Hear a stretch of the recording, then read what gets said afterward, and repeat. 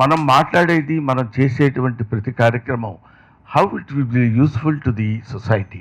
మన వాళ్ళకి, మనతో ఉన్నటువంటి వాళ్ళకి మనం ఎలా ఉపయోగపడగలం అనేటువంటి విషయం మీద మొట్టమొదటిసారి నా దగ్గరికి సాగర్ గారు, నా మిత్రుడు శర్మ గారితో కలిసి వచ్చారు.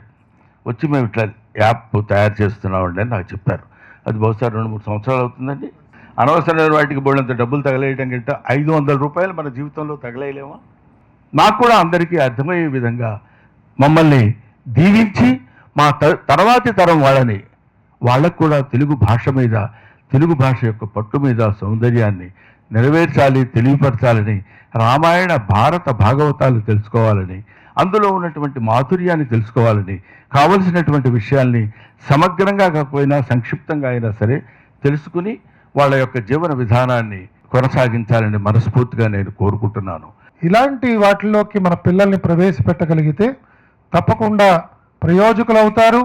భవిష్యత్ తరాలందరికీ కూడా ఒక జీవితంలో ఎలా ఉపశమనం పొందాలి, ఒక చక్కని సంగీతం వినటానికి, చక్కని సాహిత్య విషయాల్ని తెలుసుకుంటూ జీవితంలో ఎదురవుతున్న ఇబ్బందులకి, కష్టాలకి ఎదురవ్వడానికి కనీసంగా ధైర్యం ఏర్పాటు చేసుకోవడానికి, స్వయం ప్రతిపత్తి కలగడానికి మన మాతృభాష ఎంతగానైనా దోహదపడుతుంది. కాబట్టి మనందరం కూడా సాగర్ గారు లాంటి వారి యొక్క ఈ అద్భుతమైన సృష్టిని మనందరం కూడా ఆమోదిస్తూ వారిని వెన్నంటి సహాయపడదామని అందరికీ పిలిపిస్తూ, మన రామాయణ మహాభారతంలో పిల్లలకు చెప్తే ఏదో మన మతాన్ని చెప్తున్నాం, మరొకటి చెప్తున్నాం అన్నటువంటి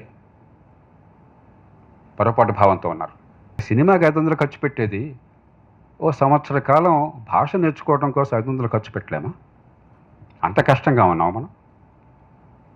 ఒకరోజు రెస్టారెంట్కి పోయి ఒక బ్రేక్ఫాస్ట్ చేస్తే 500 రూపాయలు అయ్యేది. మన సంస్కృతిని కాపాడుకోవటం కోసం, పిల్లలకి ఆ పునాదులు ఇవ్వడం కోసం 500 ఖర్చు పెట్టలేమా? పోషించాలి, మాటలు చాలు. ముఖ్యంగా ఆ మాట చెప్పడం కోసం నేను వచ్చాను. దీన్ని తెలుగు ప్రజలు ఆదరిస్తారని, అన్ని భాషలకు విస్తరించినప్పుడు ఈ దేశ ప్రజలు ఆదరిస్తారని, లబ్ధిని పొందుతారని మనసారా ఆశిస్తూ మరోసారి మంచి ప్రయత్నానికి గుండె జ్యోతులను అభినందనలు తెలియజేసుకుంటూ మీకు నమస్కరిస్తూ నేను సెలవు తీసుకుంటున్నాను. జై హింద్. నేను చిన్నప్పటి నుంచి నేర్చుకున్న తెలుగు భాష, మన భారతం, మన సంస్కృతి, మన రామాయణాలు అవే నన్ను సదా వెన్నంటి ముందుకు తీసుకెళ్తున్నాయి అని నేను ప్రగాఢంగా నమ్ముతాను.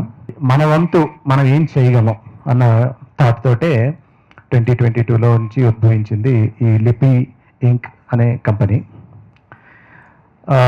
ఇప్పుడు నేటి తరానికి, యువతకి వాళ్ళకి నచ్చిన రీతిలో, వాళ్ళు మెచ్చే ప్రక్రియలతో ఒక దృశ్య కావ్యంలా మనం మన కల్చర్ని, మన సంస్కృతిని, మన రామాయణాన్ని, మన మహాభారతాన్ని, మన భాషలని వాళ్ళకి ఎలా మళ్ళీ మక్కువ తీసుకురావాలి అని చెప్పడానికి ఈ లిపిలో మా ప్రయత్నం.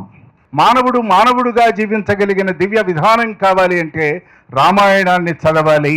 రామాయణం అంటే రాముడి కథ అని మాత్రమే కాదు, రమణీయమైన అయనం. మన ప్రయాణం కూడా రమణీయంగా ఉండాలి, రమ్యంగా ఉండాలి, ఆదర్శప్రాయంగా ఉండాలి, స్ఫూర్తిదాయకంగా ఉండాలి, మూర్తిమంతంగా ఉండాలి. ఇన్ని జరిగితే అది మానవ జీవిత వికాసంగా నేను భావన చేస్తూ, తెలుగు భాషలో ముఖ్యంగా తెలుగు రామాయణంలో విశ్వనాథ వారిది మకుటాయమానమైన స్థితి అనేకం ఉన్నాయి. కానీ ఇది చక్కగా రాసి చమత్కారంతో, ఉదాత్త కల్పనలతో అనేక కల్పనలు చేశారు. వాటిని కాస్త ఛాందస్సులు, ఆయన అంటే ఇష్టం లేని వాళ్ళు అవాల్మీకము అంటారు. వాల్మీకి ఒక బియ్యపు రాశి, దానిలో నుంచి చిత్రాన్నాలు పుట్టుకొచ్చినాయి, అంతే కదా. బియ్యం ఉంటే బిర్యానీ వస్తుంది, బియ్యం ఉంటే చిత్రాన్నం వస్తుంది, బియ్యం ఉంటే చక్కెర పొంగలు వస్తుంది. మూలం ఏమిటి అని, మూలం అందుకనే ఈ సంసారం ఇది ఎన్ని జన్మలకు నేను మౌని భాషా సంక్రాంతరుణము తీర్పగలదా అన్నాడు. వాల్మీకే రాయకపోతే నేనెక్కడి నుంచి దాని రామాయణం అన్నాడు.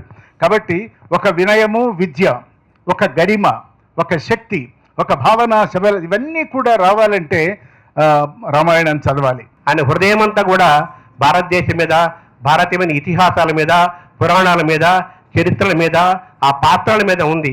వాటన్నిటి రూపకల్పనే ఈ లిపి ఎపిక్స్. ఈ లిపి ఎపిక్స్లో ఇందాక మనం ప్రారంభంలో చూసాం, ఆనందం కలిగాం, జ్ఞానము వచ్చింది, జ్ఞానానందము కలిగింది. అటువంటి జ్ఞానానందం అన్ని తరాల వారికి, అన్ని వయసుల వారికి, అన్ని ప్రాంతాల వారికి అందాలనే ఉద్దేశంతో తెలుగుతో పాటు మిగిలిన భారతీయ భాషల్లో కూడా తీసుకొస్తున్నారు. భారతం ఇప్పటికే ఎపిక్స్ ఆల్రెడీ రిలీజ్ అయింది. కొన్ని లక్షల మంది దాన్ని ఆస్వాదిస్తున్నారు, జ్ఞానాన్ని ఆనందాన్ని పొందుతున్నారు.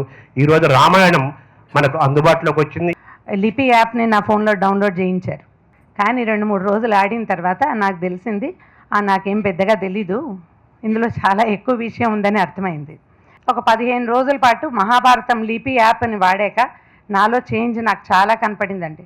ఇవాళ అసలు ఒక వ్యక్తి లిపి యాప్స్లోకి వెళ్తే చాలా తేలిగ్గా ఒక్కొక్క క్యారెక్టర్ ఈజీగా అర్థం చేసుకోగలడు. ఇవాళ మనందరిలో చాలా మందికి డౌట్, కర్ణుడు మంచివాడా చెడ్డవాడా, గాంధారి శాపం నిజంగా ఫలించిందా ఫలించలేదా, భీముడు తిండిపోతా జ్ఞానవంతుడా, ఇలాంటివి ఎంతగానో రీసెర్చ్ చేసి తెలుసుకోవాల్సింది లిపి యాప్లో one of the most authentic source of Mahabharatam నాకైతే కనపడింది.